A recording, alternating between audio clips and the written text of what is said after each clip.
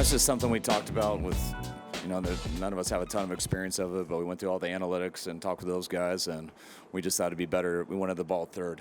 If both teams matched and scored, we wanted to be the ones who had the chance to go win, and we got that field goal, so we knew we had to hold them to at least to a field goal, and if we did, then we felt it was in our hands after that.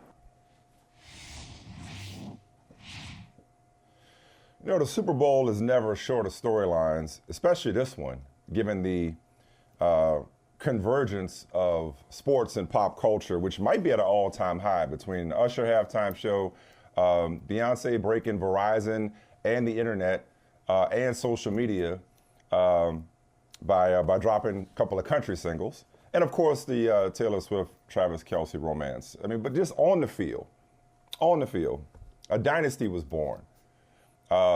There's already GOAT conversation involving Patrick Mahomes, as if Tom Brady played 20 years ago. He just left like yesterday, Right. There's just so many storylines. We don't need to reach for storylines. We don't need to invent storylines. And this morning, What do you mean? This morning I wake up to coverage, articles, clickbait, as the old folks say. I hear the disdain in your voice already. Just dripping with sarcasm. Made a mistake. The Niners made a mistake by not kicking off to the Chiefs to begin overtime. They didn't know the new rules. Like, just stop, man. Why are we reaching so much, man? They didn't know the rules. Kyle Shanahan. Where's the line? Look, man. All right, okay. Let me tell you something. And I don't mean to pick on him. Donovan McNabb comes to mind. Yeah. In every situation, in every game, every overtime game, there's going to be some player that don't know the rules. Multiple players that don't know the rules, okay? They just, for some reason, players don't understand overtime rules. Hell, Mecole Hardman looked shocked that he scored the walk-off touchdown, okay? If you asked him, he'd probably be like, oh, I didn't know. I thought none of them know the rules. I think it's because, honestly, sidebar, I think it's because of college. I think the college rules and the NFL rules are so different until they come in the NFL and they just aren't able to process how NFL overtime rules work, okay? That's just off the top of my head. Anyway, going back to this one. Hold on. I want you to keep that energy because it's funny. It's funny. I'm here. You're from New Orleans. You spent a lot of time in New England. You're a New Englander right now. Yet you got a very Bay Area energy. No. You do. Okay, wait. I know you ain't. Wait. Hold on, dog. I know good and damn well you're not about to take this opportunity to clown the 49ers. No, I'm not. I'm just saying. Okay. Look, okay. Mike. Because the Eagles didn't win and change coordinators since. I'm not doing that. That day is dead. We didn't argue about that. Okay. Oh, because I'm not bitter. But I'm not bitter. If you think I'm bitter, I'm not bitter. No, I'm not bitter. I'm not bitter. I'm not upset. It's on brand. It's on brand. I'm not blaming anybody else. I'm not making an excuse. Nobody's making an excuse. Yes, they Nobody's are. making an excuse. What's the excuse? The excuse is, and a lot of 49ers players said after the game, they didn't know the rules. They didn't know. But I'll say, probably should keep that to yourself. At the beginning of overtime, beginning of overtime, hey, here's Fred Warner, here's Patrick Mahomes. Come on out. Hey, listen, we got a new game. He said that was a quote. We got a new game. It's a new game. Mm-hmm. Everybody will have an opportunity to possess the ball unless the defense scores first, and then the game will be over. You both got 3 timeouts. Okay, here we go. It's a new game. It's a whole new game, not a quarter. Right. Same explanation as they always give, except a touchdown on the first possession doesn't end the game. It's not that complicated. So I'm not saying. So this isn't about whether they knew the rules or not. This is like for me. This is about the commentary around Kyle Shanahan's decision to not kick off to start overtime. Do you think it was a smart decision, or do you think, as you said earlier, I think it was irrelevant. Is inevitable. I think it was irrelevant. No matter what. I think it was. Yes, I think it was. I think it was irrelevant. I think it's a bullshit narrative, a bullshit storyline, and I'm trying to nip it in the bud right now. Look, man. Actually, I'm flattered. Okay, this is where I will have some Bay Area energy. as the founding member and president of the Brock Purdy Game Managers Fan Club, I'm flattered. I am flattered. I'm flattered that those of you who think that Kyle Shanahan erred by not giving Patrick Mahomes the ball first believed that not only would the Niners have maybe held Patrick Mahomes to a field goal because the Chiefs didn't know what they needed. That's the dumbest shit I ever heard.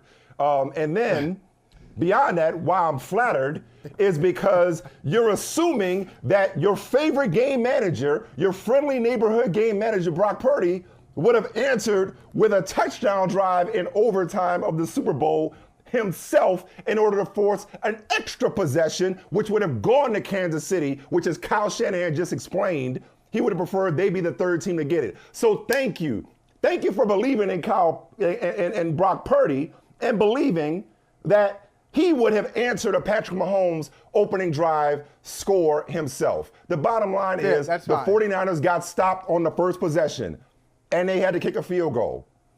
The Chiefs, on the next possession, the Niners had the option to stop them. That's another part of it. Like, blaming it on a decision to receive or defer is ridiculous. The Niners had an option to stop Patrick Mahomes' Chiefs from, you used the word a second ago, thank you, inevitably marching down the field to score the game-winning touchdown. And like, they went for it on 4th and 1 from their own 34 because they knew what they needed. Like, that bothers me so much. It's like you should always be in an aggressive mindset, whether you have the ball first or second. You don't think the Niners were trying to score a touchdown the first time out? And on 4th and 1, guess what? The Niners could have stopped them.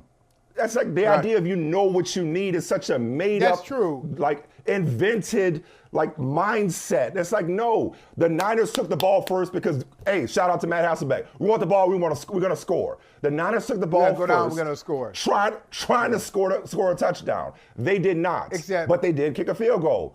They could have stopped the Chiefs. They didn't. Game over. Chiefs win. Drive home safely. Let's talk about the dynasty. Let's not make up another reason. See, Michael, I didn't realize how big your anti-Kyle Shanahan fan club actually was. No, it's not that. I'm not let's there. Let's not make up another reason to criticize Kyle Shanahan. Him blowing 3 double-digit leads in the Super Bowl as either coordinator or head coach is plenty of reason to criticize Kyle Shanahan. I wasn't going there. Preemptively, I'm bringing it up. No. That's plenty of reason to criticize Kyle Shanahan. But receiving the ball to start overtime? What if the Chiefs go down and score a touchdown on the first possession of overtime, and the Niners get stopped on the second possession? Then they're going to say, you should have took the ball first and put the pressure on the Chiefs. Like, I hate it when people pull shit out their ass. Exactly. Trust me, as somebody who pulls shit out his ass all the time, why do people do this? That was not a mistake. This is not a storyline. The Chiefs won. They won it. The Niners didn't lose it. The Chiefs won it because they're the Chiefs. And we can talk more about them after you go ahead and crap on Kyle Shanahan. No. Because I'll tell you, Kyle Shanahan is not on my list. He's not high on my list today. I know you're surprised by that. I mean, it's such an easy... That's low-hanging fruit for somebody. Somebody will take it, not me, not today. The game was great. It was tremendous. One of the best Super Bowls I've ever seen. Top 5. Goes in my top 5. And I know 5, you fill up 5 quickly, but I'm comfortable I'll put both overtime games, which Kyle Shanahan was a part of both of them. But listen, I'm not trying to hate. I'll put both overtime games in my top 5. I agree with you that people they'll play both sides of it, whatever fits the argument. It's like the famous Last Dance statement where Michael Jordan says, and I took that personally, talking about George Karl. So George Karl, for those who don't remember, George Karl went into a restaurant that Jordan was eating at with Ahmad Rashad, probably, NBA on NBC, shout out there. Of course it was Ahmad Rashad. Eating dinner, George Karl, coach of the Seattle Supersonics, doesn't acknowledge Jordan at dinner. And Jordan says, I took that personally. If George Karl had gone up to Michael Jordan at dinner, Jordan would be like, I'm having dinner. And this dude came over and arrogantly interrupted my dinner. And I took that personally. Like, you can't win. You can't win. I will say this, though, Michael. If you were in that situation, if you were Kyle Shanahan, what would you have done? I'll bet you, Coach Michael Smith, would have kicked off to Patrick Mahomes, because that's the thing. Not because it's Patrick Mahomes, I know what I need. That's generally what teams do these days. They'll defer. They'll kick it off. I want to put the defense on the field. I want to get a feel for the overtime. All that chatter. But it's not. It's not a new game. But it's not a new game. Here's where it's not a new game. It's not a new game insofar as you've already played 60 minutes. You already have a feel for each other. You already have a feel for your team and what your team is doing well, or how regulation just ended. Right, how regulation just ended is a factor. Your personnel is a factor. Their fatigue is a factor. The Niners were dropping like flies. I'm still sick to my stomach over Dre Greenlaw. Not an excuse. Yeah. That's just the freakiest, most unfortunate thing I've seen in a long time.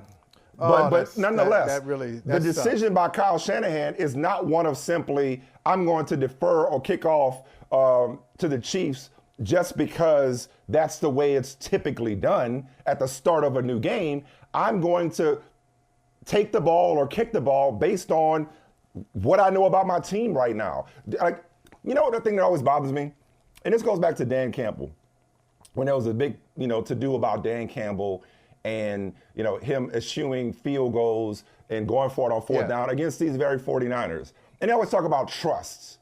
And, you got to trust your kicker or trust your offense. Like, whenever you make a decision, you're trusting somebody. So if you don't bring out the kicker, you're trusting the offense. Take your time. Preach if you go for it on fourth down, it's not that you're not trusting the defense, you're trusting the offense. So in this instance, I know this is something that just bothers all of you because none of you can contemplate the idea of of Brock Purdy as anything more than a jag, as in just a guy. But he was saying, you know what I want to do? I want to go out and I want to dictate. I want to go out and maybe I got another first 15 plays. I want to go out. I want to dictate the start of overtime by scoring the first points, by having the ball first. Because here's the other thing, talking about the idea, again, it's so stupid. You know what you need. You need to score. Guess what? Scoring wins the game. You need to score. So, okay, the Niners, but for a defensive holding call on Kansas City would have been up shit's creek without a paddle because they'd have punted on the first possession overtime and the Chiefs would have only needed a field goal to win. Okay? When you're in overtime, even though it's not sudden death, you still need to score and score touchdowns. You need to score. Field goals are your last resort. And so whether he kicked it off or received it first, he did what he thought was best. He did what he thought was best in that situation. And what was best is to put the ball in Brock Purdy's hands and let him go down for a touchdown, which they almost did. But unfortunately, had to settle for a field goal. And then the best player in the league did what the best player in the league does, and he drove down the field, sure as day, into a game-winning touchdown and into the history books. Like, Patrick Mahomes was gonna Patrick Mahomes. Period. And there's nothing Kyle Shanahan or anybody else at this point in the NFL can do about that. That's the storyline today. Not whether he kicked or received. It is the fact that Patrick Mahomes is unstoppable right now. This team went from having the most drops in the NFL this year to holding a third Lombardi trophy. Michael Holley, please explain that to me. Please explain that to me. How this team won the Super Bowl. This isn't the 2001 New England Patriots. I'm not saying they're not talented. They're one of the best defenses in the league all year. They have Patrick Mahomes. They have Travis Kelce. They have Andy Reid. They're a great team. But this was not the best iteration of said great team. Like when we look back on this dynasty, this will more than likely be the worst version. And it's but that's what it with takes. all due respect to that defense. Right. This is about the brilliance of the Chiefs, not a dumb mistake by Kyle Shanahan. So I just want to close that conversation. Back to you. No, you're right. You're right. And I don't think, and it sounds like, and I was being serious when I said Kyle Shanahan is not high on my list of the reasons that the Kansas City Chiefs have their third Lombardi in the last 5 years. The reason Patrick Mahomes has his third Super Bowl MVP in the last 5 years as well. It's not Kyle Shanahan. He is not high on my list, but I'm glad to hear you say that about the Chiefs and how this is not their best team. If you're going to be a dynasty in the NFL, you got to have enough depth and breadth where if you got 5, if you got 6, number 6 might be like that might be the lowest on your list. Number 1 might be your best. Number 3, somewhere in the middle. That's what a dynasty is. They're not all going to be the same. Right. You got to be able to figure it out, and they're all going to have different themes. All of Stevie Wonder's albums, like they're all brilliant, but they're different degrees of brilliance. You know what I mean? Yeah, right. Shout out. Everything can't be songs in the key of life. They all can't. That's the best one. I don't care what y'all say. That's the best one. But you know what? They're not the 2003, 2004 Patriots. They're probably I got 2018 Patriots vibes from this team throughout the season. They were underdogs in every significant game. They beat Miami at home. Okay, fine. But they went on the road. They're underdogs to Buffalo. Shouldn't have been. Underdogs to Baltimore. We know now. Shouldn't have been. Underdogs to San Francisco in the Super Bowl. Shouldn't have been. They lose a couple of years ago. Tyreek Hill is out. What are they going to do without Tyreek Hill? Last year, won 2 Super Bowls since they traded Tyreek Hill. Hey, you know who? And this is what's crazy to me. Man. This is what's crazy to me. This is why Patrick Mahomes is on that. He owns some other. He's on something else. He owns something else. You know who their second leading receiver was last year? You know who drew the major penalty to win? Yeah, Juju last year. Yeah. Oh. Yeah. What? Yeah. Juju? That's who? I mean, yeah. Hey, I saw him with the Patriots. Can't play. I mean, he just can't play. I mean, like, he's just a guy. He's just a dude. He's less than a dude football-wise. Humanity, great. I'm sure he's a humanitarian. But as a football player, nothing's there. Patrick Mahomes resuscitated him, made him credible and viable. And now, Mecole Hardman, who began as a Jet, who started the year as a New York Jet, is now catching the winning touchdown in the Super Bowl. This is on Mahomes. This is a Mahomes. It's a masterpiece. We started with him. We start there. So, you're right. If Kyle Shanahan had done something different, okay, maybe we have a different journey to the same conclusion. Or I'm gonna go. That's exactly right. I'm gonna go Morpheus in the Matrix. No, what happened and couldn't have happened any other way. Like this was like Patrick Mahomes was going to find a way. And speaking of Mecole Hardman, that one rollout where Patrick Mahomes rolled left and flicked it across the field to Mecole Hardman, the long play, that was by far the most exciting. You know, Travis Kelce had a couple of plays, especially in the second half, once he got Andy Reid's attention. That was by far the most exciting pass from Patrick Mahomes last night that I can recall off the top of my head. I mean, obviously, you know, the touchdown off the muff punt and game-winning touchdown pass notwithstanding. I mean, in terms of distance, degree of difficulty, so on and so forth. Point being, and last time I was on the show, which has been a minute, I think we talked about another pet peeve. Use your legs. Good to see you. Use your legs. Use your legs. You know, as if you could run with some other appendage, or there's some other part of your body that allows you to run other than your legs. But last night, Patrick Mahomes used his legs last night, and that's what makes this dude so damn frustrated. He's as good a scrambler, not runner. I'm not saying he's Lamar Jackson, but he's as good a scrambler as there is in the NFL. Like those 333 yards were like, those are kind of ho-hum 333. You know, other than the coincidence of the address of Allegiant Stadium. I mean, it wasn't stacking. Okay, it was fine. It was stacking. It was fine. It was just stacking. It was okay. It wasn't special. Another good day of work. You know, right? It was coming in, putting the money on top of the container on top of the refrigerator. We made a little bit more money today. We got, now we have $300 million. Now we have $300 million and $70. You know, and $70. It's just it was fine. As a passer, he was fine. He managed the game. As a runner, he was dynamic. And to me, we'll get into Brady conversations in a second, I'm sure. But to me, man, I see so much Steve Young, because I've said this for years, that the baddest on the planet for my money. Yeah. Like for at his peak was early to mid 90s Steve Young.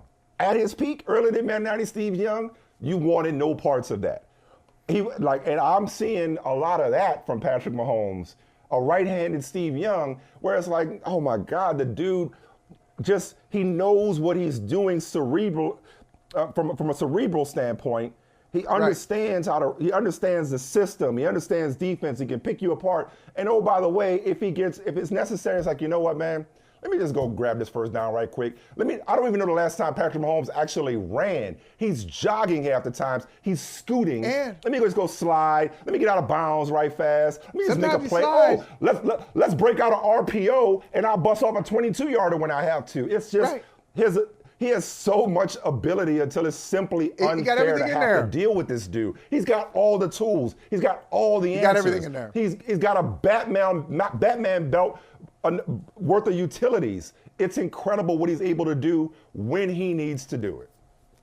And you talk about the RPO and the slide. Sometimes, if it calls for it, he'll put his head down. He'll put his head down and try to drive you for those extra two if it's necessary. But he's got all those traits and characteristics. And then let's just bring in something else: competitiveness. It's one thing, and I just want people to pay attention to that. Always say that. I say that whether it's football or anything else. I say a great skill to have is to give a damn. It's to really give a damn about what you're doing, to be into it. So there's some people in sports, it's like availability. In journalism. It's like the best ability is availability. Ability and giving a damn, availability and giving a damn go hand in hand. I love that. Right. You're absolutely right. There's some people in athletics, in football, and in journalism who got all the talent in the world. But they don't give a damn enough. They don't care enough. So when you give a damn, that just takes you to another level. And he's got that thing. He's got it. And I'm not saying this, Mike. I'm really not trying to be messy here. I'm not. I think I am. No. Yeah, especially after you qualified it. After you said, I'm not trying to be messy, messy stuff is coming. No disrespect, but no, Mike. Disrespect is coming. So what you about to say? There's a reason, though. Seriously, there's a reason. I thought about this. There's a reason San Francisco has not won this Super Bowl. That didn't win this game. And we can talk about, everybody's going to do this. Talk about Patrick Mahomes. We're doing it now. Patrick Mahomes is amazing. Patrick Mahomes, you can't beat him. Well, there were opportunities to beat Patrick Mahomes yesterday, including the first drive of the third quarter. Hey, they double it up. They came down. It's not the touchdown that they wanted, but they got some points on the board. They get the ball, started the third quarter, and hey, they could, and watch out. Here come the Kansas City Chiefs. Well, it didn't work out that way. They looked a little scattershot. Maybe they were enjoying Usher at halftime like the rest of us. Not a great start to the third quarter for the Kansas City Chiefs, and Patrick Mahomes turns it over. So, with all this praise for Mahomes, it was 10-3. Yeah. They had the ball. They had opportunities they didn't take advantage of. And really, if you think about San Francisco, so San Francisco, we heard it. Casual fans, just to remind you, casual fans out there who are listening and watching us, if San Francisco won the Super Bowl, they'd be tied with the most ever. That's 6, along with the Patriots and Steelers. 6. But think about this, Mike. I know you're a Super Bowl historian. First time San Francisco won the Super Bowl, it was a goal line stand. Hacksaw Reynolds and others. Yeah. Goal line stand. Kept Cincinnati out of the end zone. Second time they won the Super Bowl, they only lost one game that year. They won one game that year. Joe Montana, 1984, kind of like he had 333 yards, something like that. 3 touchdown passes, touchdown run. Yeah. Okay. The third time they won the Super Bowl, it was Montana to Taylor. Hey, isn't that John Candy in the stands? That's how legend goes. 92 yards. Yeah. Right. Fourth time they won it. That wasn't even a game. Right. 55. Right. They dropped 55. Right. And the last time they won it, 6 touchdown passes from your guy, Steve Young. Point is, you go to the Super Bowl, you got to do something. It's not about playing your best and playing a clean game. That's obvious. Okay, after you do that, play your best. You got to be extraordinary. Something extraordinary has to happen either from your best players or somebody you don't expect. What was the extraordinary thing that San Francisco did yesterday? They were fine. They were fine. Well, no, actually, they weren't fine. Actually, because it's what you're saying, but it's also you can't lose on special teams the way that they did. Like you can't talk about knowing what you need. And don't blame Ray Ray. Don't blame Ray Ray. He tried to recover what would have been a muff. No, he did the right thing. But nonetheless, that led to before the game-winning touchdown. That was the only touchdown of the game. Was off a short field. Was off a sudden change. Off a muff punt. That was the only touchdown. Like they were awful in the red zone, Kansas City, for the most part. Like Pacheco fumbled, Mahomes threw his first interception in forever in the postseason. Like that, you're right. They were far from perfect. But San Francisco had way too many penalties. San Francisco had, the muff punt, the missed extra point. San Francisco not only didn't do anything extraordinary to your point, but they allowed. How many times, you like Eddie Murphy and Raw, how many times you have some ugly team that just keep hanging around and just let the Chiefs keep hanging around? And so there is a skill to Patrick Mahomes being down 10 and not being out. I mean, no, he was not. There were opportunities to beat him, but when you don't seize him, he's gonna make you pay for him. He's gonna make you pay for him, and that's what he did. That's what he did. And and it's not just these guys. It's not just the usual suspects. It's not just McCaffrey and Debo and Ayuk and Kittle. Kittle was very quiet, and I think that's the easy thing to do, to say, well, hey, what do you expect when your stars don't step up? Well, I know. I don't know. I told you this is one of my top 5 Super Bowls. One of my top 5 Super Bowl catches does not involve John Stallworth and Lynn Swann and the acrobatic catches of the 70s and early 80s. One of the best catches I've seen was from Mario Manningham. One of the best throws and catches. Throws and catches. Yes. Eli 100%. Manning to Mario Manningham. Yes. And it was like the ball was divinely guided into the hands of Manningham, who negotiated the sideline. And you're like, who the hell's Mario Manningham? That's the point. Sometimes in the Super Bowl, it's a guy you're like, who is this dude? But that was Jawan Jennings. That was Jawan Jennings for a minute. Like Jawan Jennings was having the game of his life for San Francisco. I mean, they had that. At any critical moment, they needed somebody to make you turn you into a mouth breather.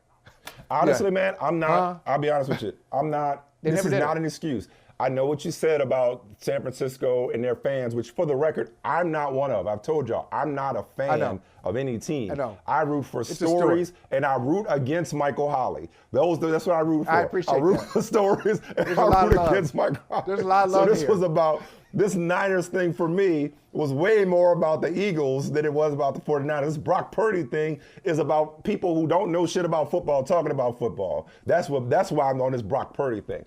So, but Michael has pointed out that those of us who are invested in the 49ers tend to find all sorts of reasons, explanations, or, excuses for why things don't go the 49ers' way. This is not one of those times. But Dre Greenlaw, losing Dre Greenlaw, the way that they lost Dre Greenlaw, I'm not saying, look, we've already talked about Mahomes is inevitable. So this isn't a reprise of, if Purdy's elbow hadn't exploded thanks to Hassan Reddick, which, again, Kyle Shanahan decided to block him with, I believe, a backup tight end, not even George Kittle.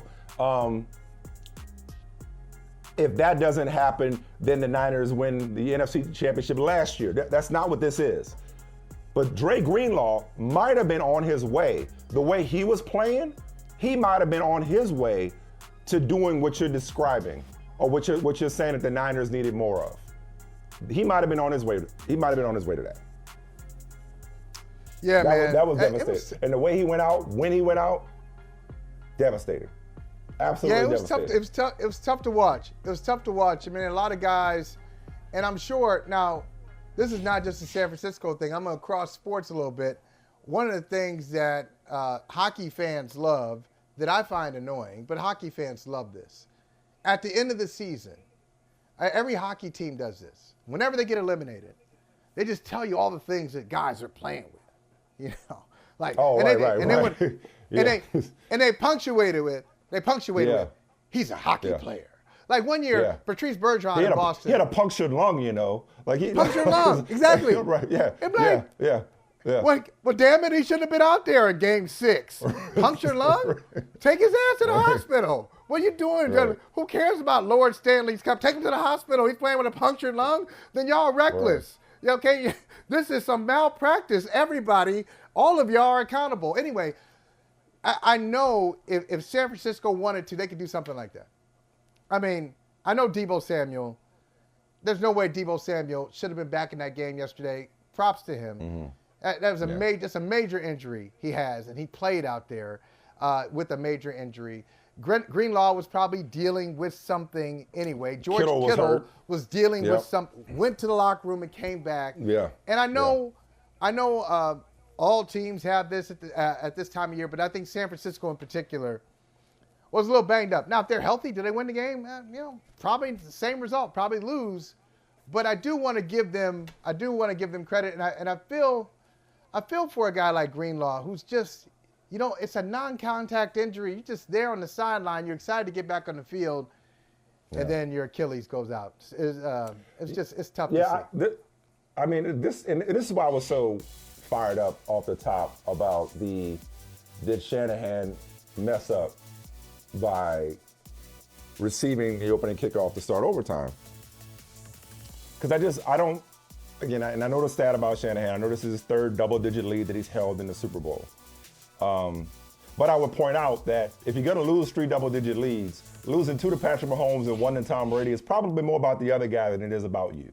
Are there plays he could have called differently? Absolutely. But he didn't lose them to just anybody. I mean, he lost them to, maybe the 2 best ever, which, again, we'll get to that in a second. But the reason I was so fired up about that idea is this is not one of those games. This is not one of those games that, for sports talk television producers, where it's like, did the Chiefs win it or did the Niners lose it? Whenever there's a comeback, whenever somebody's, leading earlier in the game and they lose said lead, or there's always that, how much of the blame pie, blame or credit? I don't think that's what this is. I mean, I think both teams played hard, Rasheed Wallace. Both teams played hard. And honestly, I don't think this is one of those. I don't think this is one of those games where you point to things. I mean, did San Francisco make mistakes? Yes, they did. So did Kansas City. Kansas City did not play its best game. But that's what they have going for them right now. Like, this is not their best team. They didn't play their best game, and yet they find ways to win. I just didn't like the idea of conveniently blaming Kyle Shanahan when we should be crediting the brilliance of the Kansas City Chiefs and Patrick Mahomes in particular. We're kind of saying the similar things here. That's why I went off the start. Well, let me ask you. We say this is not Kansas City's best team. We agree. Anybody who's watched them and they're well, you know what? I'm sorry. Let me take that back.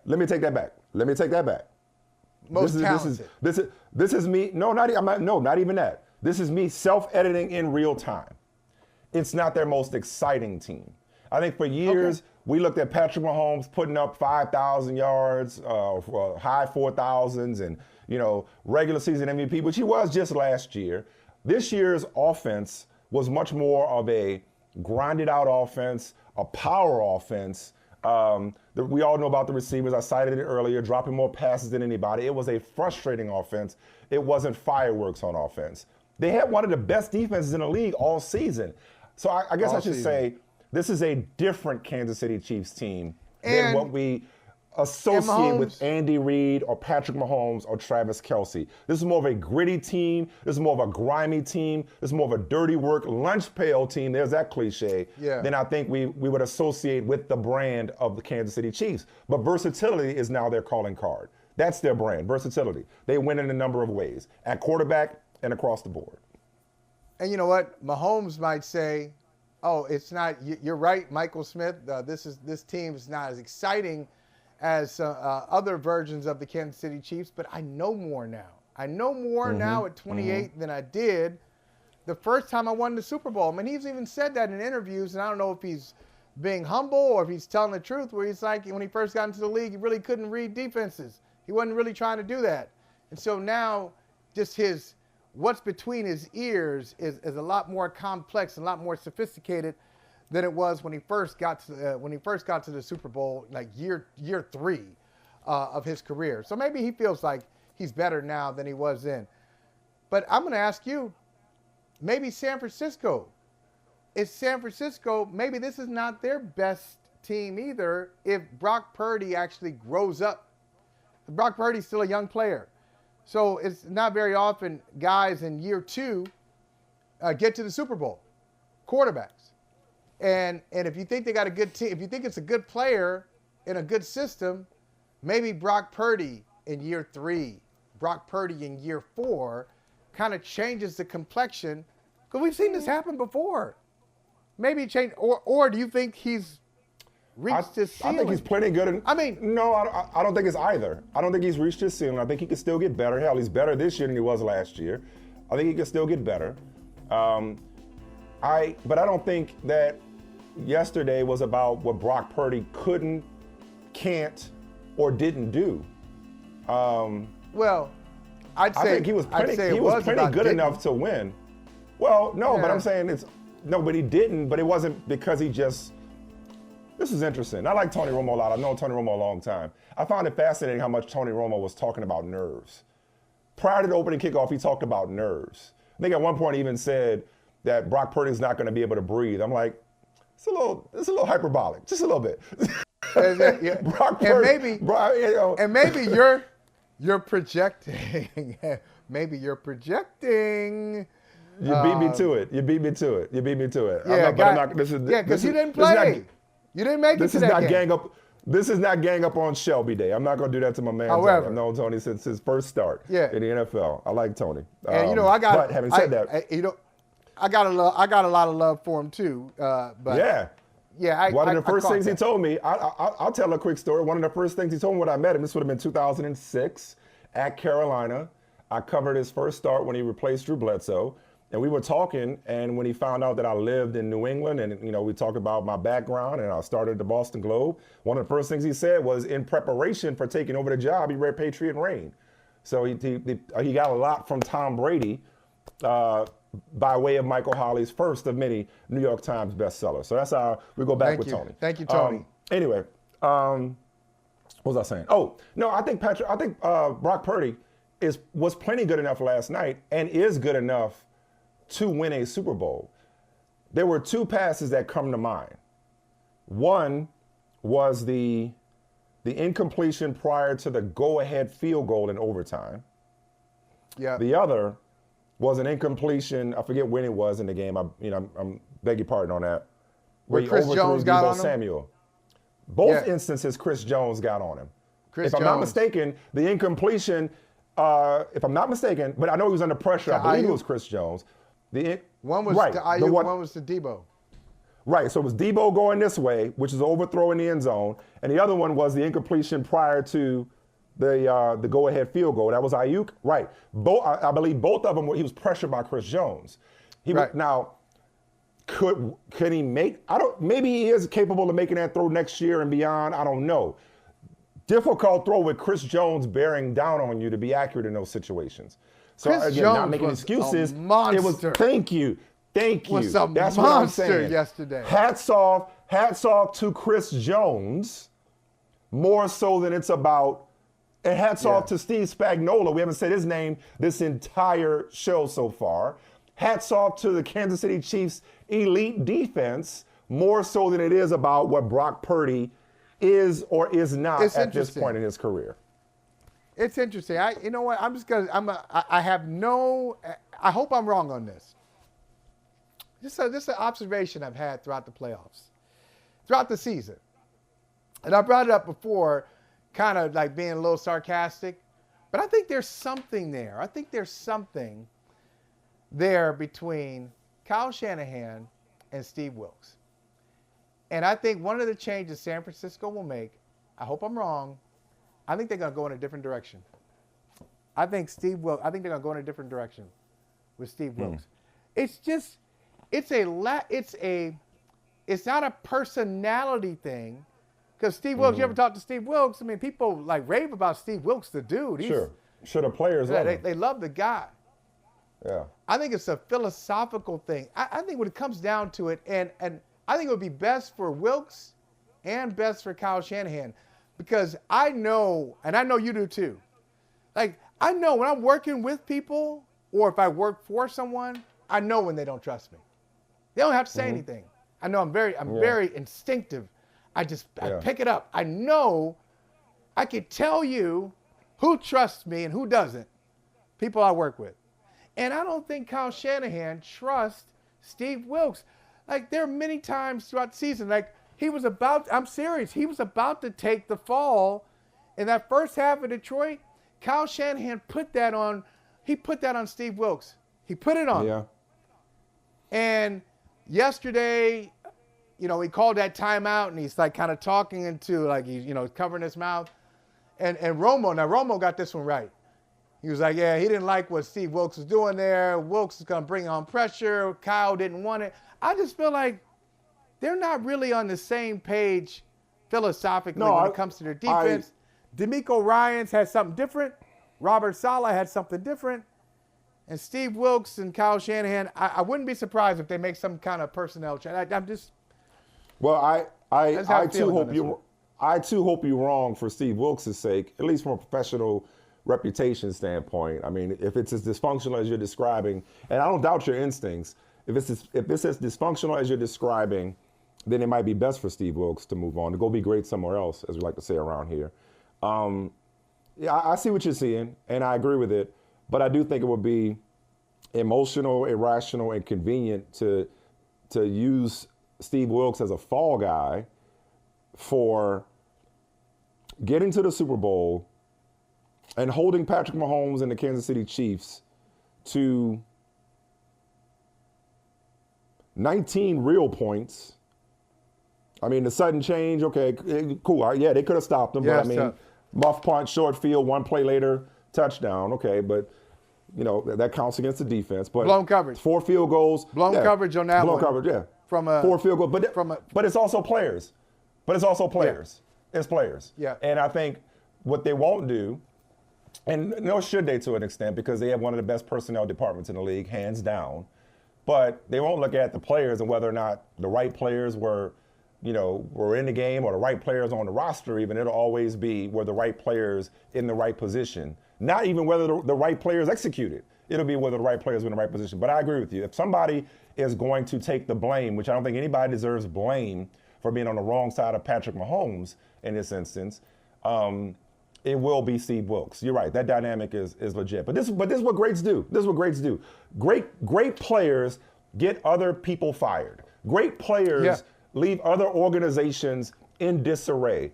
Great players leave other organizations searching for answers where there really are none. And the answer is simply, you just have the misfortune of being born in the time of Achilles. So, but going back to storylines, Patrick Mahomes, I think I said it in passing earlier. It's like we act like Tom Brady played in another era, where actually, technically, the first Tom Brady played in another era. That variant, the first Tom Brady variant played in another era, or played in a different style or system, and you could tell that when you juxtapose his first 6-year stats with Patrick Mahomes' first 6-year stats. Having said that, though, this conversation feels very premature when it comes to the path to the greatest of all time that Patrick Mahomes is on. And the reason I say it's premature is not because Patrick Mahomes is not on that level in terms of his ability or his deliverability or his dependability. It's premature because 7 is a long way away. Like, Brady and Mahomes are making this thing seem so easy. So it's like, you know how hard it is for him Patrick Mahomes right now has to double his career and then some to get to 7 rings. Now, I'm not a rings guy, but after the aforementioned 28-3, I said that Tom Brady unified the belt. I remember I said he unified the belt because I was one of those people who, for the longest time, matter of fact, I'll go so far as to say I started it. I'll go so far as to say I was the first person to say it. That Brady was the greatest quarterback, but the greatest performer at the position was Aaron Rodgers, okay? After 28-3, I stopped saying that shit because there was no distinguishing and there was no distinction between Brady's results and his play. And I thought that did a disservice to Brady to act as though he just was like fortunate to be winning all these games. When you actually watch Brady, nobody played the position better than Tom Brady. Aaron Rodgers may have a stronger arm than Tom Brady, not by much. Aaron Rodgers at his peak may have been more mobile, or may still be more mobile than Tom Brady. Certainly Patrick Mahomes is, but nobody played the position better than Tom Brady. So it would take a lot, not just 8 rings, not just 7 rings, even though one of them came at Mahomes' expense, not just 7 rings. It would take a lot for me to ever put Mahomes or anybody else unseen or unborn at this point ahead of Tom Brady, because Brady checked every single box. Every single box that you need from a quarterback, Brady checked it, okay? There was no, I mean, he wasn't mobile. He wasn't a runner. But he's doing it too, other than not being a runner. Other than not being a runner, well, no, Mahomes is. I guess the only thing but I'm saying he has a long way to go. Longevity. He has a long way to go. It's the only box he hasn't checked. So that's why I say he's LeBron to Brady's Jordan. People have compared Mahomes to Jordan. I don't think he's Jordan. I think he's more LeBron. Here's what I mean by that. Jordan, to me, I said he's the GOAT. And now I said it. He's most people's GOAT. He's my GOAT. I'm not giving it to anybody else. I told you, like LeBron, for me, I didn't care if he won 6 or 7 rings. Now he's the all-time leading scorer. I said I'm not putting LeBron ahead of Michael Jordan. Now, by the way, sidebar. I'm sure there are plenty of people that right now could poke holes in what I'm saying even before I finish my point and say, well, wait a second, why are we talking about Kareem? Why are we talking about Magic? Why are we talking about Kobe? Why are we talking about Steph? Stop. That's not the point of this. That's not the point of this. No. Just stay with me here. Just stay with me. This is an analogy. This is not a basketball break conversation. Right. We're not doing it. I'm simply saying that from the day he came out of St. Vincent, St. Mary, it was Michael Jordan, LeBron James was on this trajectory to being the greatest of all time. For people like me, he was never and has never reached Michael Jordan status. But I said for others, if you wanted to say LeBron James was the greatest, I said this a while back, going back to your T-shirt, Stevie Wonder and Prince, if you wanted to say that LeBron James the greatest, I was not going to shout you down. Just as I prefer Prince, Michael prefers Stevie Wonder. But I don't know a bigger Prince fan than Michael Holley. Stevie Wonder hung the moon and the stars, as far as I'm concerned, okay? So there's that. Stay with me here. I could see a world in which Patrick Mahomes wins 4 or 5, maybe even 6, falls short of 7, and there's still a case to be made for some that he is the GOAT. Some will, like that's to me, that's the trajectory that he's on. He's not, I don't anticipate him catching Tom Brady, just because what Tom Brady did is so remarkably impossible until I don't know that Patrick Mahomes can double his career and then some. That's just that, because the bar is that high. Just for similar reasons, LeBron James probably was never going to reach Michael Jordan status in people like my eyes, because we weren't going to let him do it. You follow what I'm saying, Michael? So I feel I do. Like Patrick Mahomes is on track to not only approach Tom Brady in the GOAT conversation, but he is on track to just make the conversation obsolete. Does that make sense? And I agree with you. And the thing is, I like the way you said track. He's on track. And let's just stay with that. It's the path. So, like if you go back in time, Tom Brady in 2001, the Patriots win the Super Bowl, and they win it again in 2003, and they win it again in 2004. So if you're in a different time, you say, we want to do what they did. So they won it in 3 and 4 years. We won in 3 and 5 years. They're doing exactly the same things. Patrick Mahomes is on the path. He's on the path, and he's right on target, unlike anybody I've seen since. On pace. Yeah. But okay, there's something different has to happen, and you don't know what that's going to be. It's like the Patriots were in Super Bowls that Tom Brady lost. Yeah. So it's not there like, was a huge gap. Patrick Mahomes, he's going to come back. Yeah, they had a 10-year gap. They had a 10-year gap between 2004 And then they won it in 2004, and they won it again in 2014. And crazy things happened. They nearly went undefeated one year and lost the Super Bowl. 4 years later, they're the better team. They lose again in 2011. You know, they lose a conference championship game where they're at home.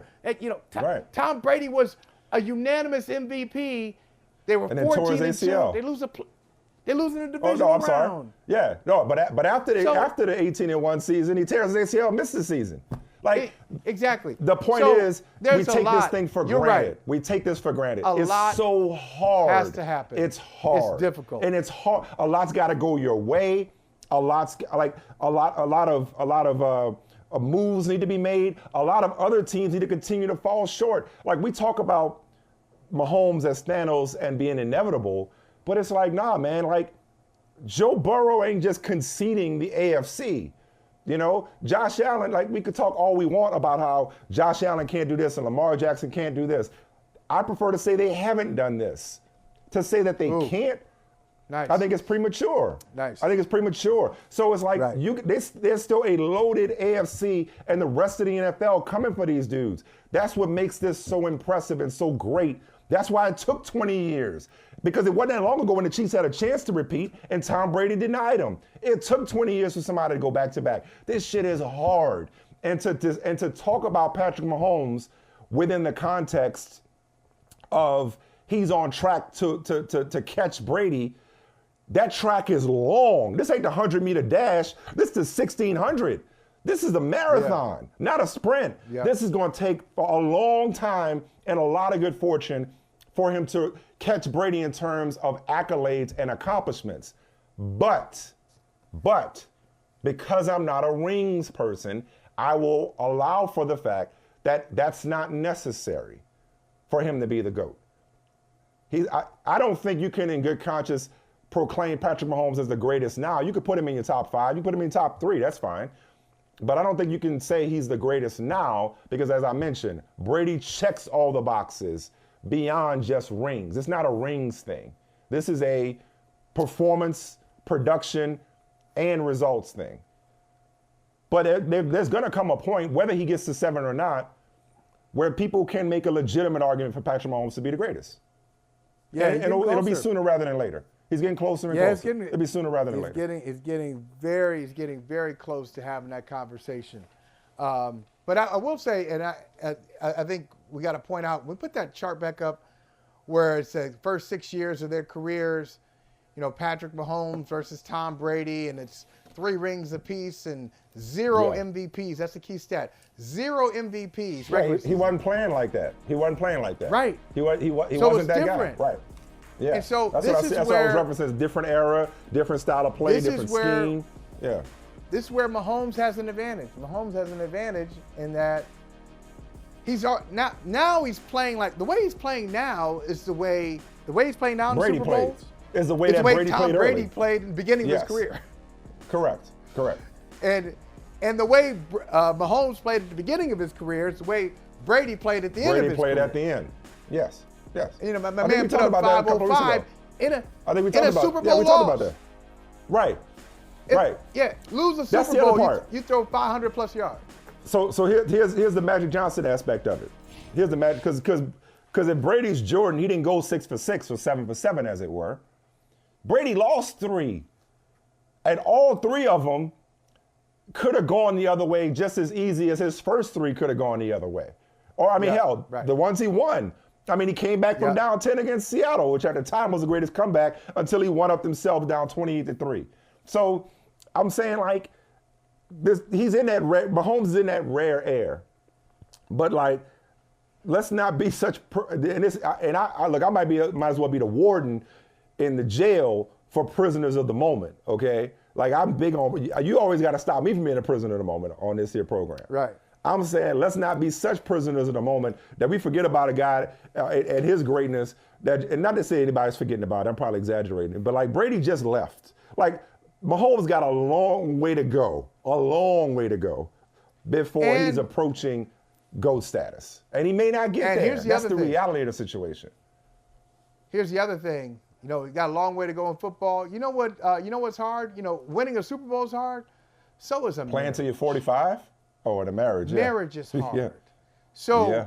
in the if you want to follow, you're the explorer, and you're the historian, you're following what the Patriots did. Well, when it got to be around year 16, year 17 of that marriage, and I'm talking about Belichick and Brady, there was some friction there.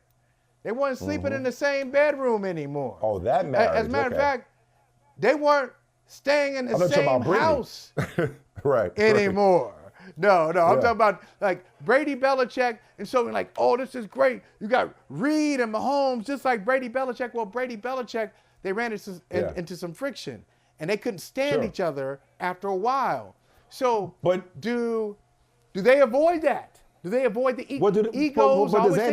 But does Andy even stay? But first of all, I thought you meant his actual marriage. I thought you meant his actual marriage, which is also a thing. That's also a thing. I'm not wishing any struggles, but like that's life. Life be lifing.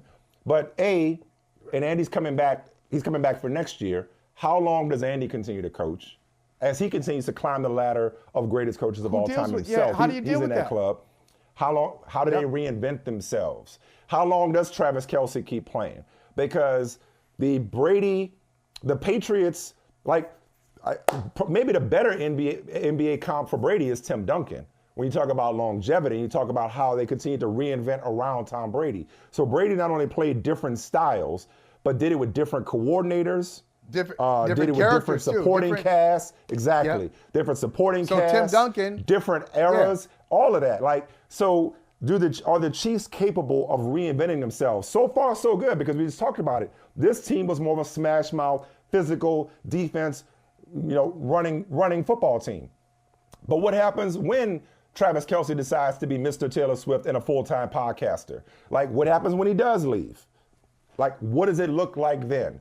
I think Brett Veach is a fantastic general manager. The Hunt family's been a great ownership group. We'll see how long Andy Reid stays around. We'll see who his successor is and how that works out. Because, the 49ers, I was about to say the Cowboys, but not so much. That was Landry. The 49ers are kind of the blueprint in that regard. The 49er way, as they were able to go from Walsh to Seifert, they had some hiccups, but for the most part, they were able to maintain this consistent competitiveness, through different coaches. Mariucci came and kind of, brought it back to prominence or what have you. That's hard to do. I mean, they didn't win Super Bowls throughout that whole time, but nonetheless, it's we haven't seen the Patriots. We saw them post Brady. We haven't seen them post Belichick. We didn't have to see a Brady without a Belichick in New England. We saw what he did with Bowles in Tampa. We have not seen a Mahomes absent an Andy Reid. Not saying he can't overcome that. Not saying he can't overcome Travis Kelce walking away winning if he does. It's just that we haven't seen it yet. It's really great. I mean, you think about, I was going to say egos. Egos will bring you down to whether it's your favorite football team or favorite musical group. Usually that's what gets in the way. Everything is going well. Everything is going smoothly. Somebody wants a different role. Somebody wants more money. Somebody is just tired of, it's like the Scottie Pippen disease as well. Listen, hey, why am I always on the other side of the ampersand? It's Mahomes and, why isn't it me and Mahomes? Just because, fool. Okay, that's not what you're supposed to be. And then everybody doesn't deal well with that. That might have been Chris Jones' last game. We just talked about how great Chris Jones, that might have been his last game as a Kansas City Chief. Yeah, he said, bring me back. He said, hey, last night, bring me back. And, they should bring him back. But that Duncan thing. They should, but will they? Yeah. Duncan comes in with David Robinson. He raises up Ginobili and Parker. And then at the end, he raises up Kawhi Leonard. Yeah. Okay. That's like a little slice of NBA history right there. And that's what it takes. Yeah. If Patrick Mahomes is going to get there and get to 6 or 7 or 8, he's going to be a one-man historian himself. Yeah, I remember playing with these. I remember playing with Tyreek Hill and Travis Kelce. Right. And now maybe it's. Is it Rasheed Rice or Rasheed Rice and Noah Gray or somebody? Yeah. Right. Speaking of music, let's roll some. I need some water. We got to talk about halftime. And pop stars. Yes, we do. Pop stars that were in the building. And I want to hear about Vegas.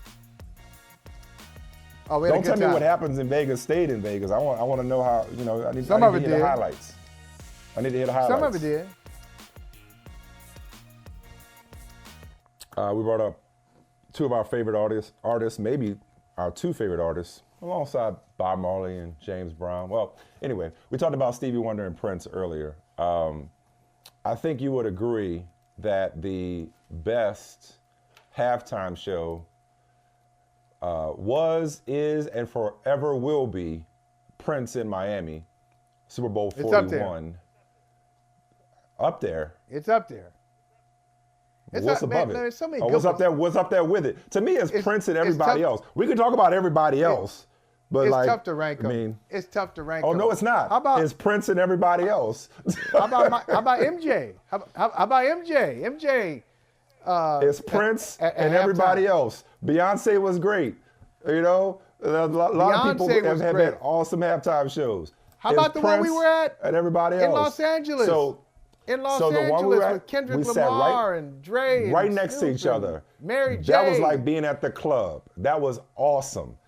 To me, last night was shoulder to shoulder with that one. Usher's performance last night was very reminiscent and felt on par Didn't see it coming. with I didn't Dre, see that coming. Eminem.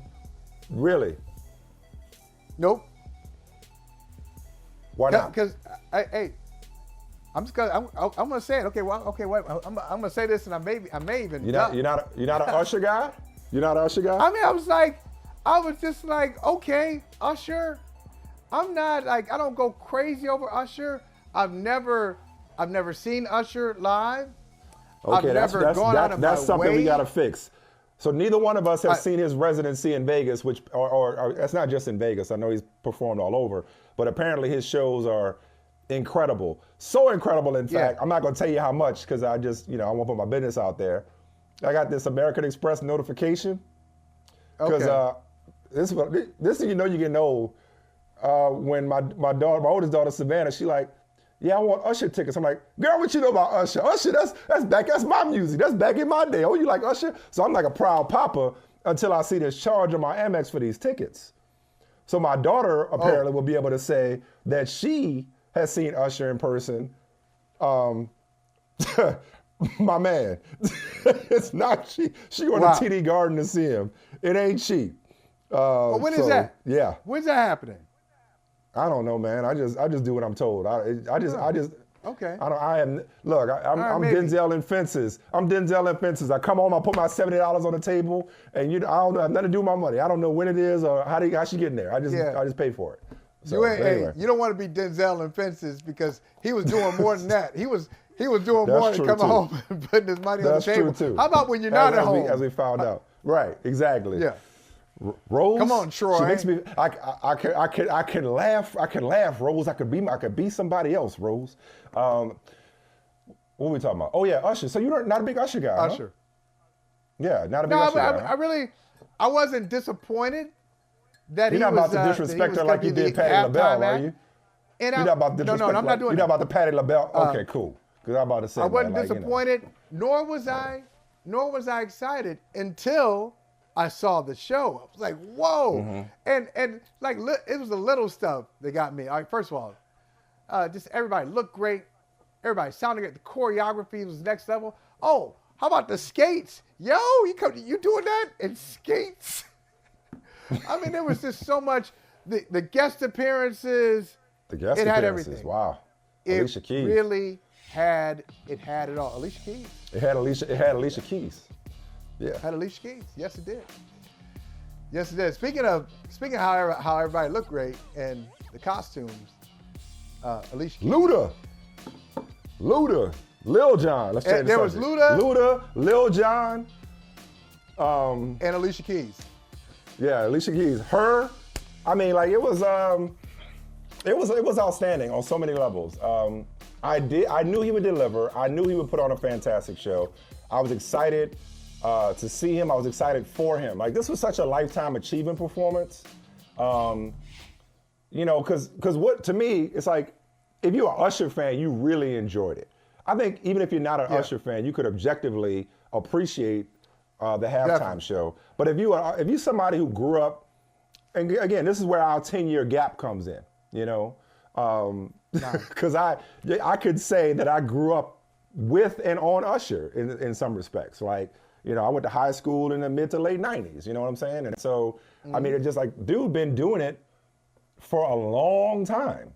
And last night was about just like, yo, my man got hits. My man got a catalog. My man has been putting in work and has managed to remain relevant, you know, decades into his career. And I love the, like, yo, in case you forgot, I put y'all on to the A. I love that at the end where he gave, you know, it's like, nah, man, I'm gonna take my flowers. You know, I put y'all on to Atlanta. And so but watching it, just all the collaborations he's done, whether it was with Alicia Keys or Lil Jon or Ludacris, like, wow, this dude, he has made songs that, like, he's been the soundtrack to the last, and from an R&B standpoint, he's been the soundtrack to the last several decades of Black culture in many respects. So, well, that's saying a lot. Now, the soundtrack. No, not the. He's been on the soundtrack. He's been on it. Remember back in the day, you used to go get the Above the Rim soundtrack? He had 3-4 tracks on the soundtrack to Black America in the last several decades. Right. Like he is the culture. And I think we saw that last night. So I'm not saying it was necessarily better than the Dr. Dre show. It was different and on the same level. Like I enjoyed it as much as I enjoyed the Dre, Snoop, 50 Cent, Eminem, Kendrick Lamar show in LA. They haven't had a lot of misses. They haven't had a lot of misses with the halftime shows. And is it a coincidence that these games and the halftime shows, I mean, think about the last 3 years. And the games have been great. Like this year's game was great. Last year's, do you remember the Super Bowl used to suck? Oh, yeah. Regularly? AFC like used to go in there year? and get out of here. Oh, it was so AFC anticlimactic. would go in just to be warm bodies. Warm bodies. Whether it was against the Washington football team, the streak, like consecutive years in the NFC, whether it was the Giants, the Washington football team, or the 49ers, people used to run roughshod over the Cowboys even against the Bills, like, you know, after that one, you know, Scott Norwood game. Excuse me. Other than that, the Super Bowl used to be so boring in terms of just the games themselves. Yeah, the games the last 3 years have been great. In the last 3 years, you've had Usher, Rihanna, and you had the one we talked about in LA, the superstar show out halftime show in LA. Was the game really good yesterday, or was the ending exciting? No, the game was great because I'm glad we had this kind of game. Because generally, most people, not a surprise to anybody, most people watch the Super Bowl at the end of the year, and these are people who aren't watching during the regular season. So if your idea is to get more fans, I want to give them a realistic experience. It's not realistic to have, Eagles, Patriots 40-33. Even last year, what was it, 35-30? I don't know what the final score was, but it was a high-scoring game, back and forth, Chiefs and Eagles. The reality is, sometimes this is you gotta win a football game in the mud sometimes. And I think a casual fan, if you're gonna come to this sport, I want you to know that sometimes this is how games are won, and this is exciting too. This is just as exciting as the 50-47 kind of no defense type of game. So yeah, it was a great game. Yeah. A lot of big plays. And defense can be fun. Defense is fun. But why did you, going back to Usher just for a second, why did you say it feels like 6 months ago? What do you mean by that? Oh, it's just like, I miss that? Because so much happened in the game after halftime. Right. Wait a minute. Right. At the end of that game, I was like, oh, wait, yeah, we did see this. That happened tonight. It's kind of like the Justin Timberlake, Janet Jackson, which, by the way, was a great halftime show. Everybody remembers it for the fashion. I had my head down writing, too, at the time. I did, too. Everybody talks about the what you call it? Not fashion faux pas. They had a word, the phrase for it. They assigned to it. Wardrobe malfunction. Wardrobe malfunction. Thank you, Gary. Wardrobe Thank you, Michael. malfunction. Wardrobe malfunction. And but that was a great one too. Wouldn't I be writing? Wouldn't I have my hand You and me down? both. You and me both are like this. When Janet This is Jackson before social media. This is before social media. Has This a is malfunction. 2003, 2004. If you missed it, you missed it. We were in the press box. You know what? We didn't know. But I to feel your like- point, don't say no. I feel like I'm that not gonna was let the you keep story of talking. my life I'm not- at that time. Don't. Okay, that's fine. That Leave was it the there. story of my life Leave at it that there. time. Leave it there. We didn't drool enough about Alicia Keys. Don't go get in no more trouble, okay? Don't talk about Janet Jackson no more. No, but it's similar to that because the second half of Patriots-Panthers, it's like, it was like, who wrote this? Somebody wrote this. It's like being in church and a fight broke out. Like the first half was mad quiet. The second half was like all hell broke loose. This game was similar in that regard. Like, it did feel like In that game- halftime was forever ago. Yeah. In that Patriots-Panthers game, no points scored in the first and third quarters. All the points scored in the second and fourth. Just Yeah, it was a crazy. really weird, a weird football game. But so it felt last like- night there was so much. I forgot about. I didn't forget about it, but it was the halftime show was so far from my mind once we got to overtime, and so was, and I see you put this in your feed.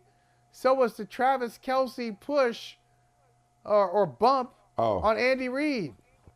It was like, this is going to be a major story post-game. Not really. We had too much stuff. No, you're right. And even in the moment, I know A.J. Brown tweeted about it. Like it seemed like there were people picking sides in real time. And again, all's well that ends well, and it doesn't matter because they won and Kelce was big in the second half. But to me, I never had a problem with it. And I'm saying I can say that now, but even in the moment, I didn't have a problem with it because that's the culture of Chiefs Kingdom.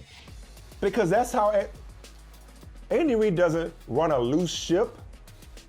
But, Andy Reid is the most players coach. Let me try to say it a different way. Andy Reid is a players coach without being tagged a players coach.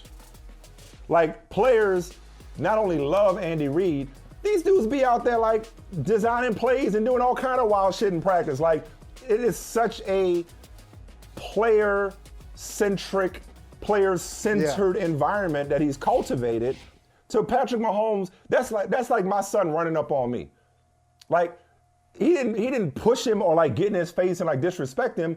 He was just like, there's a father-son relationship there that is specific to Kansas City and their cult. Like, they yell at each other, but they yelling and it ain't like a disrespect inmates running the asylum type thing or like, they out of control. Like they don't respect Andy Reid. They don't like follow his leadership.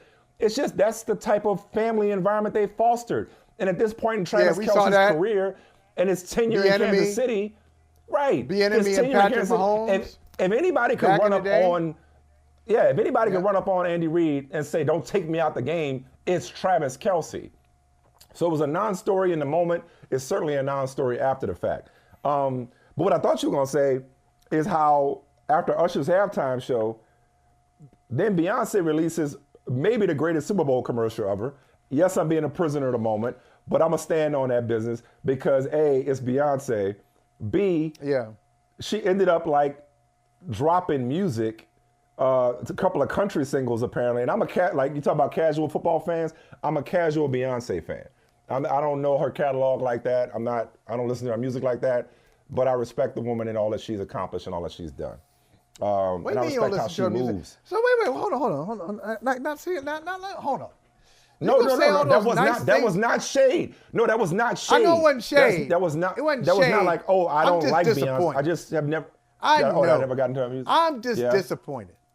I'm disappointed. Okay. You can say all these wonderful things about Usher, and Usher is, the soundtrack of the culture, and then you're like, well, she is Beyonce. No, Usher. No, there was no well. Usher, you wait, go to no, the there back. was no well. You go to the no, back wait, seat. no. I don't have queen. to. No. Come on. The only reason I said those things about Usher is because some people needed to hear it. If I have to explain to you what Beyonce means to this planet, then I mean, but that's you're something. saying that- What's understood need not be said. I don't have to throw platitudes on Beyonce. It's Beyonce. Not platitudes, but you say you're not I don't really have to you're a tell you. casual Beyonce. Who's a casual 'cause Beyonce fan? What? I don't listen to her music. Does that make me a bad person? I'm sorry. I don't listen to her music. There's a lot of people's music I don't listen to. There's a lot. I turn on, when I get in the car, I turn on Sirius XM Silk. I turn on The Groove. I turn on Heart and Soul. Hey, typically they're playing. The 10-year age difference is going the other way. This is not a commentary on old one. Beyonce. This is a commentary on me. This is not about Beyonce. Oh, This is my when I say I goodness. listen to her music. That's a me problem. That's not a her problem. That's It a me is. problem. Okay, You ain't gonna break my just to be soul clear. with this commentary. You won't break my soul. Oh my God. No, I'm not. I'm not trying to. But the woman Ooh. is everything, and that commercial was as fantastic a commercial as I've ever seen. I mean, Yeah, it was phenomenal. But not only that, but she was like, "Oh, wait, drop the music from space," and now everybody's talking about our country singles. And I'm just trying to catch up in real time. Act 2, Act 3, whatever. All I know is she is as brilliant a businesswoman as she is an artist. And so, Artist, with all due respect to entertainer, Usher's halftime show, icon. with all due respect to Usher's halftime show, it's about the 6 months, it felt like it was yesterday's news the moment Beyonce came out with that Verizon commercial and broke Verizon and the internet and social media all at the same time. But don't try to pull me into some shit acting like. Oh, no, I'm not trying to pull you in. I'm like Travis Kelce with the fade. Like, hey man, don't throw me to them wolves. don't act like I'm out here like disrespecting Beyonce. No way, no how. That's not what I'm doing. Not at all. Please. Yeah. Please. All right. You ain't got to tell me about Beyonce. But we can't have a Beyonce conversation or a Travis Kelce conversation without acknowledging Taylor Swift. And this is the only way I want to acknowledge Taylor Swift today. First of all, I love that for them. I love their love. It was nice to see. I mean, like, I always like, not just because it's Taylor Swift, I like the family on the field scenes regardless of who their significant other is. I love those moments when it's like when it's their wives, when it's their children, when they're playing in the confetti, when they're doing snow angels. Just happens to be one of the biggest, if not the biggest pop stars in the world is Travis Kelce's significant other. Shout out to Ryan Reynolds and Blake Lively, by the way, my other favorite power couple. But like, I love that, man. Like, I love just like in that moment, like Taylor Swift was not, I mean, she's always Taylor Swift.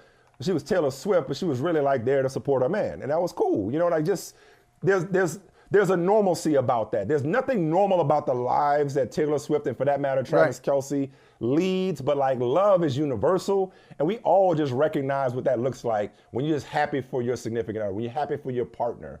And that's great for them, man. Like I enjoyed that. That was heartwarming. I'm with you. That was heartwarming. And But that's not what I why- wanted to point out, but go ahead. No, I know what you want to point out, and you're starting to do it right now. I wonder if you can.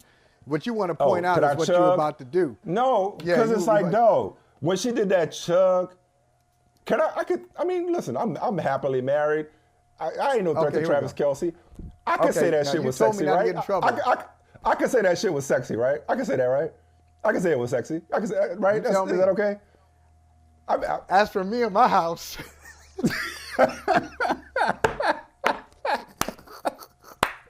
You go ahead. It was, though. You go ahead, bro.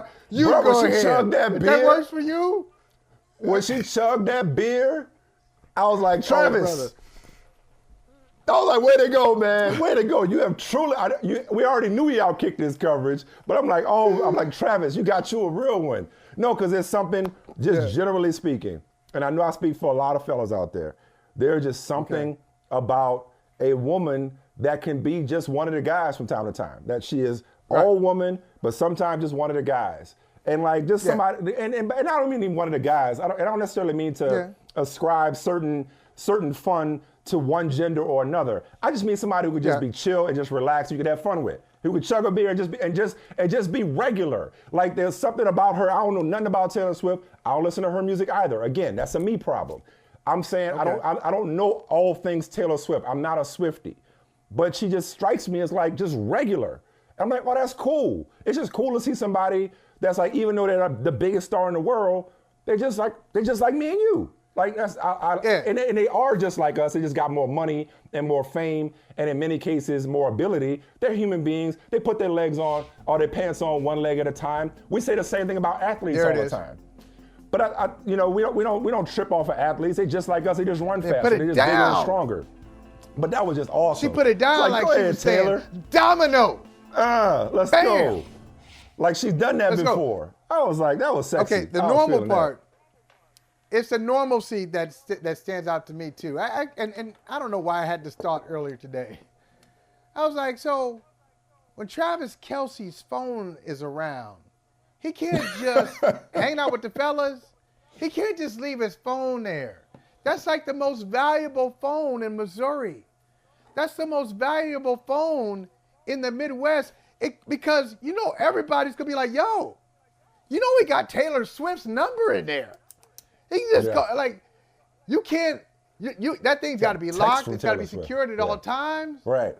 Somebody's trying to get that phone. Can't have Face ID. Don't have Face ID. Somebody put that in front of you while you sleep. Next thing you know, can't have Face ID. That's right. You got to have a passcode. Right. A very strong but the normal green part of line it is, passcode. Yeah. Right. Michael, you want to talk about, you said you got a real one with the chug. Okay, that's great. Okay, that's sexy. But I'll tell you what's really sexy to me. I know she had a private jet. I know it's Taylor Swift. You're in Tokyo? You mean to tell me you're in Tokyo? You're working. You're doing your own thing. You're a superstar. You're in Tokyo. Right.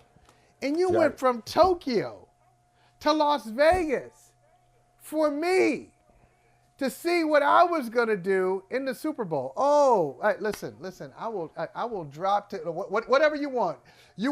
If you think the drop to one knee thing is antiquated, that doesn't really, that's not, okay, fine.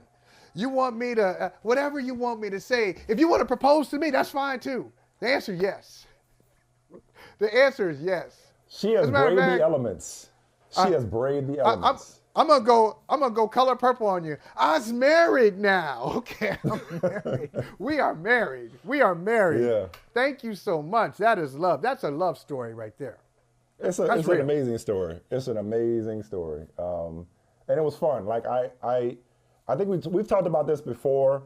And then in my absence, I know the storyline blew up because, had a lot of different takes and counter takes and this, that, and the other, and think pieces and whatnot about Taylor Swift. But I think I said it before, I'll say it again. I've enjoyed it. I've enjoyed the story. It's good. Even if I didn't get it from the perspective of a super fan, I enjoyed it. It's just it was fun. But watching that chug, I was like, ooh, that's a woman of my own heart right there, man. All right, let me move on before I do get in trouble. You in trouble. It's too late. It's too late. No, I'm not in trouble. I'm good. I got credit.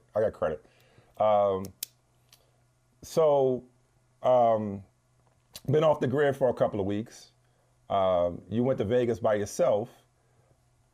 I just want to hear, like, how was it? Like, again, I'm coming from a place of, like, tell me about the show. Tell me about what happened that night. I mean, was there any adventures that you could share? Listen. On the air? All right, first of all. Or did they have this conversation offline? Like, let me know. No. What I miss? No. All right. What did you miss? Before we get to what you missed, you were missed. So we missed you in Vegas. Had tons of people coming up to me asking, hey, is Michael coming out? Where's Michael? Tell him I asked about him. And, I think this is good. And people need to know this. Sometimes if you are that person, if you're saying, hey, how's he doing? And I wanted to reach out, go ahead and reach out. I think people are unsure whether to reach out. I'd say most of the time. You talked about in overtime. I'm going to use a sports analogy. You said in overtime, you need to know what you need to do. What you need to do is score. Okay, let's keep it simple. What you need to do is score. So if you're wondering about somebody, more often than not, go ahead and reach out. They'll appreciate it. And that's what I told people. I said, he'd love to hear from you. Reach out to him. So we did miss you. The show was I not quite appreciate the that. same. The show went on, but the show was not quite always the does. same without you. Everybody I stepped up. appreciate it. Everybody did a good job. You know, our crew. I have no doubt. BFA family came through. We saw Brandon and Mike Golick Jr. We saw Liv yeah? Moods meeting her for the first time in person. Oh, we nice, saw Mike nice. Jones, J.A. Donde, Bomani Jones stopped by, wasn't on camera.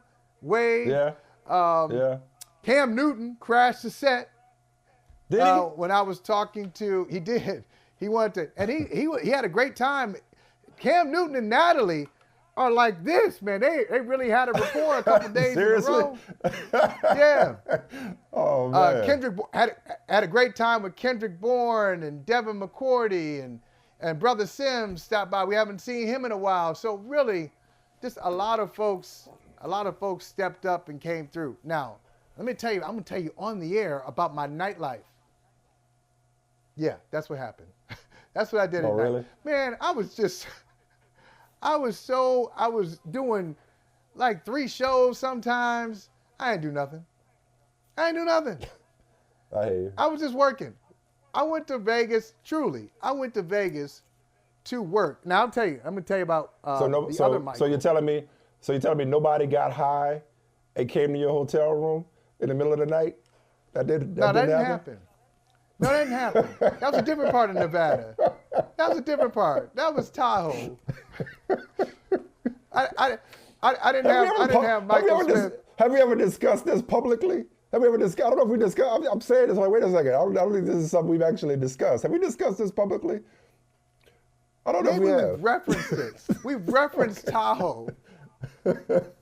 And so, you know. I had one edible too many, man.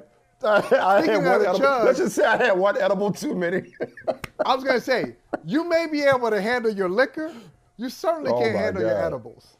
No, I'm like, what is this gosh. dude? Like, what is this dude going through right now? What is this? Like, that shit. I can't never say you wasn't there for a brother. I can't never say you wasn't there for a brother. Hey, now I'm gonna tell you. I was like Smokey in the chicken coop, man. Just I was tripping.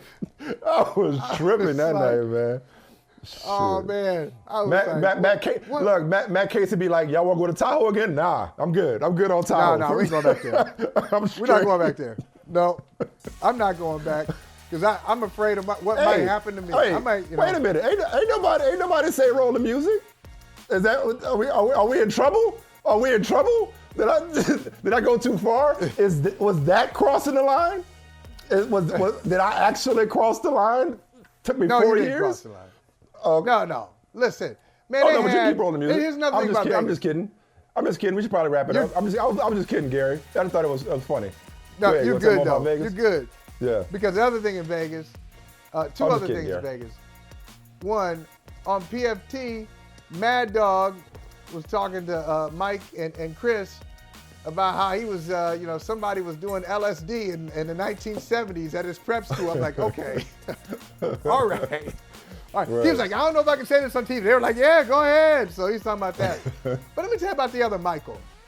This is how I was working so much, man, because I'm committed to the jobs that I do. So I do another show with Michael Felger at night. You know Michael Felger from Boston. So one night I'm doing a Boston TV, and I see I have a different co-host that night. Actually, you might as well go ahead and pause the music. Sorry. It's story time again. All right, go ahead. Sorry. Go ahead, Mike. No, I'll make this quick. We're doing Boston TV. I do Boston TV most nights. I see I have a different co-host. I'm like, why do I have a different co-host? What's going on with Felger? Is he sick? Don't you know this fool took the night off to go to the Sphere and see U2? Okay? He ain't tell me about it. I'm like, wait a minute. Oh, you weren't invited. He just took the night off. Yeah. You got it. Yeah. You got it. You really have to be on something else where you go to Vegas for work and you're like, hey, wait a minute. There's a concert I want to see. I'm going to take a night off and go to a concert. Michael, there's a lot of stuff in Vegas I wanted to see, but I'm going to tell you. Oh, silly me. I thought I'd go to work. it's a good thing I didn't go because I probably would have. Now you were talking about getting in trouble. I could talk about Alicia Keys or Taylor Swift or anybody all I want. Okay. I shudder to think at what the bill would have been from the blackjack table at Aria. So I'm actually, it was a blessing that I was not there, because you know where I'd have been on the blackjack table, man. Only lost a little bit. I did gamble. I got. Oh, so you did play? Oh, you did play. Okay. I mean. Or did you gamble, or did you? I know you sports bet, but did you gamble? Like, what is your game of choice? What is your game of choice gambling wise? Several. Depends on what mood I'm in. Yeah, because we didn't play blackjack in Tahoe. I'm strictly blackjack. I did in Vegas. Blackjack. That's it. I did in Vegas. All right.